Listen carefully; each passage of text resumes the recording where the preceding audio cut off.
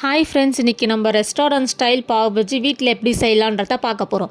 அதுக்கு ஃபஸ்ட்டு ஒரு பேன் எடுத்து வச்சுக்கோங்க. அதில் 2 டேபிள் ஸ்பூன் பட்டரை ஆட் பண்ணி 1 டேபிள் ஸ்பூன் ஜீரகம் ஆட் பண்ணிக்கோங்க.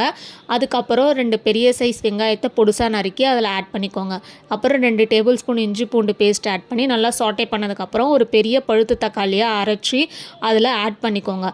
அந்த தக்காளியை நல்லா வதக்கி விட்டுக்கோங்க. தக்காளியோட பச்சை வாசனை போகிற அளவுக்கு நல்லா வதக்கிக்கோங்க. அதுக்கப்புறம் குடமிளகாவை கொஞ்சம் கட் பண்ணி அதில் சேர்த்து வதக்கிக்கோங்க. அது குடமிளகாவும் நல்லா வதங்கினதுக்கப்புறம் 1 டேபிள் ஸ்பூன் மிளகாய்த்தூள், தேவையான அளவு உப்பு போட்டு கொஞ்சம் தண்ணி சேர்த்து நல்லா மிக்ஸ் பண்ணி கொடுத்துக்கோங்க.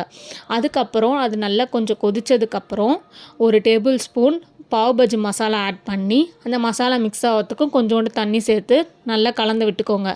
இதெல்லாம் நல்லா கலந்து விட்டதுக்கப்புறம் முன்னாள் நைட்டே 100 கிராம் பச்சை பட்டாணியை ஊற வச்சு எடுத்துக்கோங்க. அது ஒரு உருளைக்கிழங்கு, ஒரு கேரட்டை நல்லா பொடுசாக நறுக்கி பட்டாணியோட நல்லா குக்கரில் வேக வச்சு எடுத்ததுக்கப்புறம் நல்லா ஸ்மாஷ் பண்ணிவிட்டு இந்த கலவையோட ஆட் பண்ணிக்கோங்க. ஆட் பண்ணி நல்லா கலந்து விட்டதுக்கப்புறம் வெண்ணெய் பிரிஞ்சு வர அளவுக்கு நல்லா கொதித்ததுக்கப்புறம் ஒரு கைப்பிடி கொத்தமல்லி ஆட் பண்ணிவிட்டு 2 ஸ்பூன் பட்டரை ஆட் பண்ணிவிட்டு இறக்கிட்டிங்கன்னா மசாலா ரெடி.